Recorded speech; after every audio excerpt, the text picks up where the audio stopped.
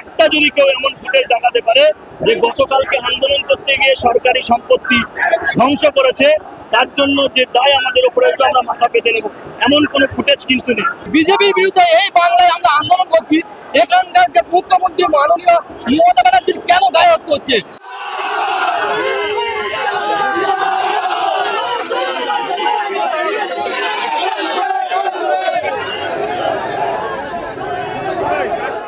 আমাদের দাবি হলো গতকালকে আমাদের পশ্চিমবাংলার সংখ্যালঘু মুখ তৎসহ রাজ্যের একমাত্র বিধায়ক নওশাদ সিদ্দিকী সাহেব সহ কামরুজ্জামান সাহেব, আমাদের ইমতিয়াজ আহমেদ মোল্লা সাহেব, যারা পশ্চিমবাংলায় শ্রমজীবী মানুষের কণ্ঠ হিসাবে, ধর্মনিরপেক্ষ কণ্ঠ হিসাবে বাংলায় যারা কাজ করছে মানুষের জন্য, তাদেরকে এই দলদাস পুলিশ নির্লজ্জ বেহায়া পুলিশ তাদেরকে নির্বিচারে অত্যাচার করেছে, তাদের হেনস্থ করেছে এবং গ্রেপ্তার করেছে।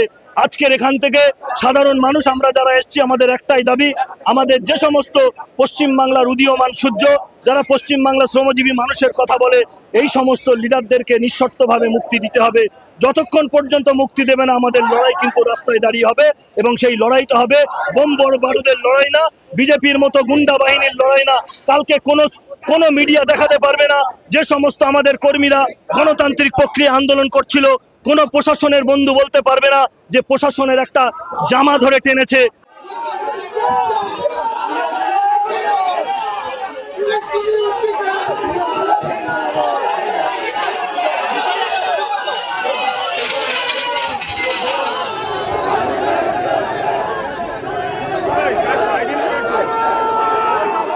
ব্যাংশালকোটে আপনারা কখন থেকে রয়েছেন?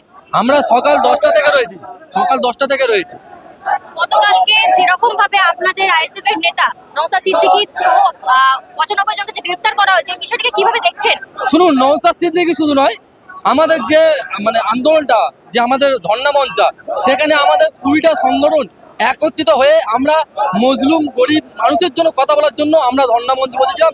সেখানে আমাদের দাবি ছিল যে কেন্দ্র সরকারের যে ওয়াকফ কালা বিল এবং আমাদের যে পরিযায়ী শ্রমিক এবং এসআইয়ের নামে যে হয়রানি হচ্ছে, তার বিরুদ্ধে আমাদের আন্দোলন ছিল।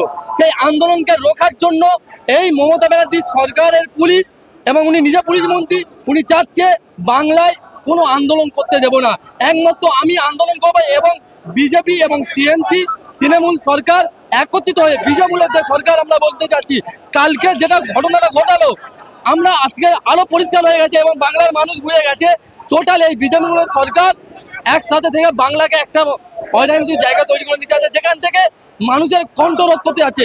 আপনারা লক্ষ্য করে দেখেছেন যে নওশাদ সিদ্দিকী সাহেবের মতন মানুষ, কামরুজ্জামানের মতন মানুষ, যিনি ইমতিয়াজ আহমেদ মোল্লা, তাদেরকে গ্রেপ্তার করেছে, যারা বাংলায় মানুষের জন্য কথা বলে, তাদেরকে গ্রেপ্তার করে কি বার্তা দিতে যাচ্ছে?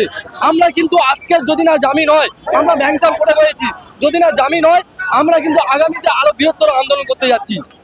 গতকালকে 4টে দাবি নিয়ে আপনারা রাজপথে নেমেছিলেন, আর আজ সকাল থেকে বৃষ্টি মাথায় একদম ব্যাংশালকোটের সামনে রয়েছেন। দাবি পূরণ না হলে কি করবে? দেখুন, আমাদের যে সমস্ত লিডাররা যারা সংবিধান বাঁচানোর জন্য, দেশের গণতন্ত্র বাঁচানোর জন্য যারা লড়াই করছে, তাদেরকে নির্বিচারে গতকাল কলকাতার আমাদের অনশন মঞ্চ থেকে তাদেরকে তুলে আনা হয়েছে। আমরা চাইছি আমাদের যে সমস্ত লিডাররা যারা এখানে, তাদেরকে গ্রেপ্তার করা হয়েছে, লিডার সহ যে সমস্ত কর্মী, তাদের নিঃশর্ত মুক্তির দাবি করছি। যতক্ষণ পর্যন্ত আমাদের লিডাররা মুক্তি না পাচ্ছে, আমরা রাস্তায় দাঁড়িয়ে গণতান্ত্রিক প্রক্রিয়া নেব। ওয়াকফ প্রত্যাহারের দাবিতেও রাস্তায় নেমেছিলেন, বাকি 3টে দাবিও ছিল আপনাদের পাশাপাশি, সেই দাবিগুলো কি কি ছিল? দেখুন, ভুয়ো ST/SC সার্টিফিকেট, তারপরে হলো আপনার ওয়াকফ যে আইন তৈরি হয়েছে, এবং যেভাবে পশ্চিমবাংলা এবং গোটা ভারতবর্ষে স্বৈরাচারী বিজেপি সরকার যেভাবে মানুষকে হত্যা করছে, বিভিন্ন রকমভাবে সাম্প্রদায়িক বাতাবরণ তৈরি করছে, এবং শ্রমজীবী মানুষের স্বার্থে, কৃষকদের স্বার্থে এবং দলিতদের স্বার্থে যেভাবে সারা দেশ জুড়ে বিজেপি শাসিত রাজ্যে দলিতদের উপর অত্যাচার হচ্ছে, সেই অত্যাচারও যাতে বন্ধ হয়। পাশাপাশি আমার বাংলার যারা পরিযায়ী শ্রমিক, যারা মালদা মুর্শিদাবাদে যাদের বিশেষত বাড়ি, গরিব পরিযায়ী শ্রমিক, তারা কিন্তু কাজের অভাবের জন্য বা কাজ করার জন্য বাইরের রাজ্যে কাজে যাচ্ছে। সেখানে আমরা দেখতে পাচ্ছি বিশেষ করে উড়িষ্যা, ঝাড়খণ্ড, বিজেপি শাসিত রাজ্যগুলো, সেখানে পরিযায়ী শ্রমিকদের উপরে অকথ্যভাবে অত্যাচার করছে, এবং তারা জাতিতে সংখ্যালঘু দলিত, পাশাপাশি তারা হচ্ছে বাঙালি, সর্বোপরি বাঙালি। সেই বাঙালি হওয়ার অপরাধে তাদেরকে মারধর করা হচ্ছে। আমরা চাই তাদের বিরুদ্ধে ব্যবস্থা নেওয়ার জন্য, তাদের জন্য আন্দোলন করতে গিয়ে আজকে আমাদের নেতারা কিন্তু আজকে লেখা করছে।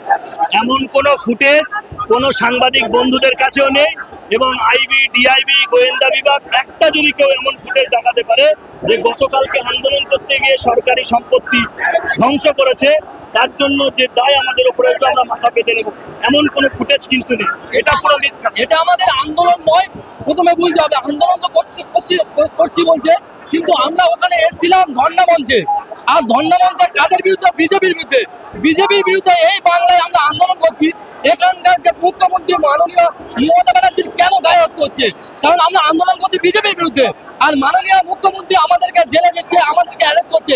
এখান থেকে বোঝা যাচ্ছে বিজেপি পরিচালিত যে আইনগুলো করছে, এনারা চাচ্ছে যে বাংলায় লাগু হোক। সেই জন্য মাননীয় মুখ্যমন্ত্রী চাচ্ছে যে এখানে আমরা এইটাকে লাগু করতে দেবো, কারণ বিজেপির বিরুদ্ধে আন্দোলন হলে সেটা মাননীয় মুখ্যমন্ত্রীর গায়ে লাগে। কারণ নাগপুর থেকে ওনাকে বলে দিয়েছে উনি দুর্গা কন্যা।